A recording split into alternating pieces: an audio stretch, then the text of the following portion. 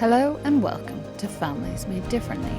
This is Bex Baker, your host, and this is part 2 of our November special. If you missed part 1, I recommend you go back and listen to that now. This is the continuation of that interview. Let's dive back into our interview with Jennifer, whose parents of 2 became parents of 4 through adoption. Have you experienced God's blessing in the journey of adopting your siblings and having them in your family? Yes, I would have to say that. Fair enough. When my little sister was younger, she was highly irritating. I'm not going to lie to you. She was... A little sister. Yeah. There's quite a big age gap between, me and my older brother and our younger brother and sister. So, my brother and sister, or little brother and sister, are used to getting a lot because, I like to buy things for them but yeah, sometimes she was very annoying and very much a little sister who just wanted to have all my stuff and wanted to spend time with me, and that was just very annoying when you're a teenager and in your early 20s. But as she's got older, so she's went through her teenage years, we have got closer. There was also the issue that when we were younger, she would want me to tell her stuff, to open up to her and to share, and I was like, that's fine, but I'm a fully grown adult. I'm not bothering you as a young person with any problems that I have. That's not appropriate. I wouldn't do that to you. But it really annoyed her because I wasn't telling her stuff. But as she's got older, we've become closer, and I do tell her stuff now that she is an adult and she is in a place to be able to process that and help. We have become much closer, and she is one of my closest friends. That's the thing, I have always loved having 2 brothers and a sister. Not specifically that order, but I just like having 3 siblings because you always have friends. That thing of playing the computers, there was always someone to hang out with, someone to spend time with. You didn't have to be on your own all the time, and if you really wanted to, you could pass your time by just being annoying and irritating to them. I very much enjoyed the fact that I've always had a friend, and now that my little sister's older, we actually do get to enjoy being friends, properly friends. Because of the age gap, there was always that sort of because although I wasn't a parentified young person, because of the age gap, I almost took on a sort of parental role at times, just because I was quite a bit older than my sister. But now that we're through the teenage years, my sister's in her early 20s and I'm in my 30s, we are very much friends now, and things are more even between us. We both earn our own money, so we can both go out to dinner if we wanted to. We can both meet up for coffee, we can both drive, we both have our cars. Whereas before it was very one-sided, because it was me that had all the money and me that could drive and had the car, and it wasn't equal. But now things are more equal, so we get to spend more time together, and we actually want to spend time together, which is very nice. And same with my little brother. Hasn't lived with us for a long time. He left when he was a teenager, which was harder, but he's doing his own thing now. He has a job. He seems to be doing well for himself. He still loves his gaming as well, and whenever he comes to visit us, I still enjoy seeing him. It's not as often as we possibly like to see him, but he's doing his own thing. Maybe not as close, but that's okay. I feel like that's also something in adoption that's not spoken about, that it doesn't always end with relationships like yours and your sisters. It can be more a distance love, and it's possibly because your brother was slightly older when he joined your family, and although he's proud to be in your family. I think so, because he was older, the bonds, when you speak to my sister, my parents are my sister's parents. She's made all those connections because she was so young. She's fully trusting. She views my parents as her parents. She doesn't have any other parents as far as she's concerned. Whereas my brother, because he was older, he's not made the same connections to my parents, which is fair. He was in primary school by that point. He also has autism.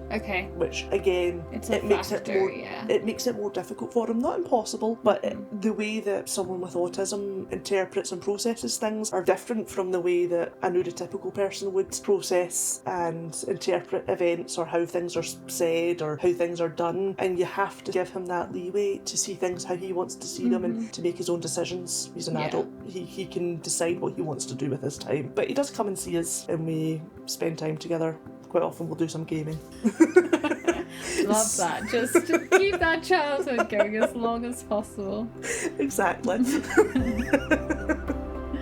Okay, what advice would you give a child or young person whose parents wanted to adopt? Oh, I would ask a lot of questions to understand the reason for why they want to adopt. My parents were always very clear that it wasn't to replace us.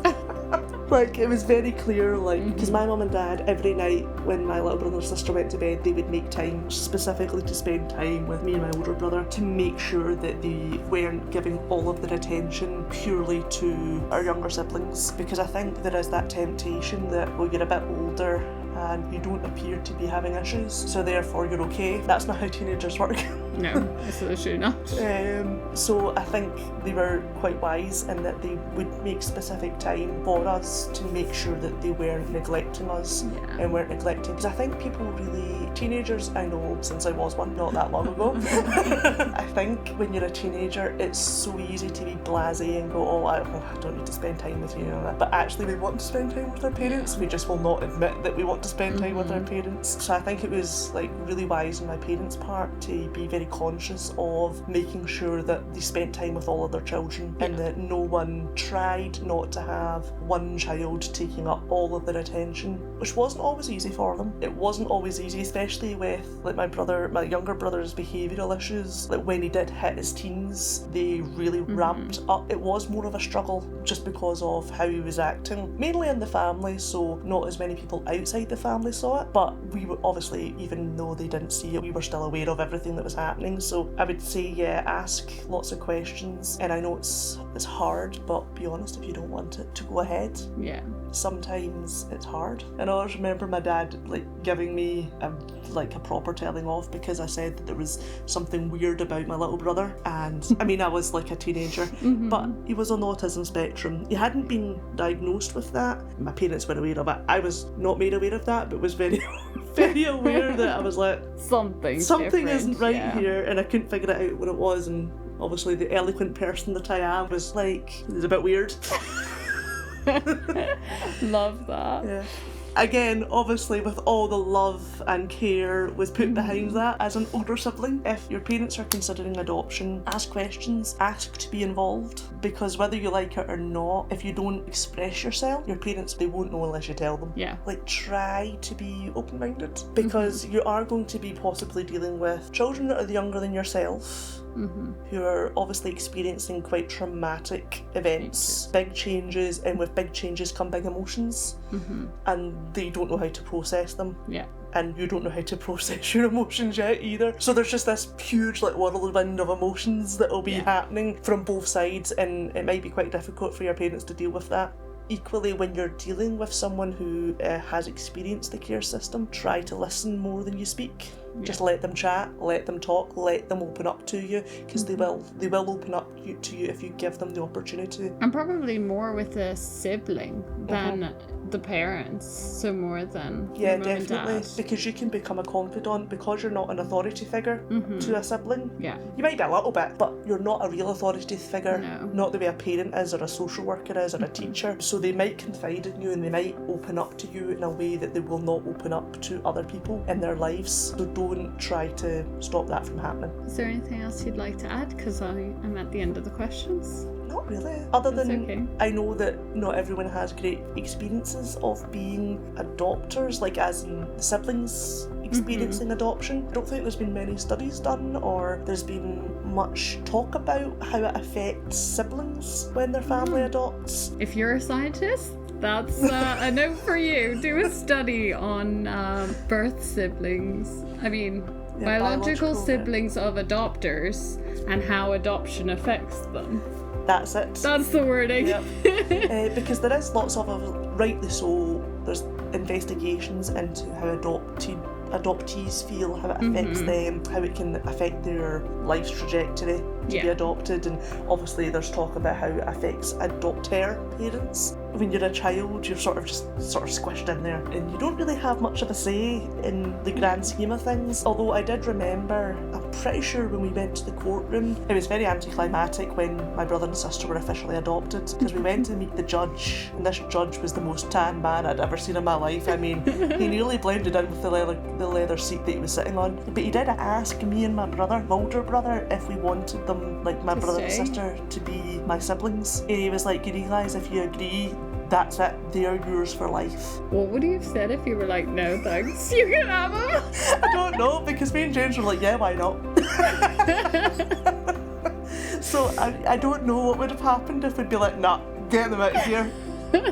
Take them away, I don't want them. That's so funny. Yes, I don't know if that'll happen to anyone else who has siblings if they go to the court to meet the judge, if the judge will be like, do you really want these people as your siblings? I feel like that's a dangerous question. Yeah, maybe he only answers it when he's pretty certain he'll get a yes. Yeah. Because, like, he doesn't know that, like, a big explosion didn't happen in the car on the way to the court that morning where you're like, no, I don't like them today, so no, take them away. Like, it's true. Yeah. But no, like, I do remember that, and it was very much just, that's it, you're adopted, on you go. So it was very anticlimactic. It was sort of like, oh, okay then, right, okay, I guess you're adopted now. It has been good, but I do understand that there is huge potential for it to not always be that way. So I suppose we're pretty fortunate. But then God has his hand in everything, so God works all things for the good of his people. amazing. Thank you. You're welcome. Thank you for having me. What an awesome interview with Jennifer. I love the advice she shared for birth children of prospective adopters. And if you were considering adoption and you have birth children who are slightly older, it might be useful to share this interview with them to equip them to be ready for the questions they need to ask and what they need to have thought through before they get to having made a decision. Obviously, as adopters, it is your decision whether you adopt, but our children are such an important part of that decision too, especially if they're older and they can understand the weight of it. It would probably be a good idea to involve them in the discussion earlier rather than after you've already come to have made your decision, so that they can slowly process it like you are slowly making the decision, and they can ask the questions that they need to, and they have time to go into all of it first. So I hope this interview enables you to equip your children in that way and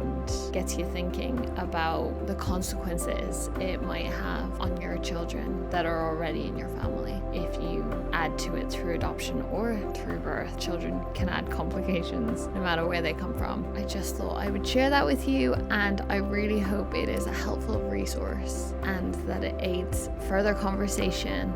Please do follow us on Instagram. Make sure you have your notifications turned on wherever you find your podcasts so that you don't miss next month's one. Next month's one is quite special. We are going to do an update of our story. Instead of using Jack, I am going to use my mum, and she is going to ask me some questions about all things our adoption journeys. Tune in December and you can hear more. Also, if you have any questions that you'd love for her to ask me and to dive into, please either comment them on the bottom of the podcast or DM them to our social media too. And we will see you next month. Have a good one.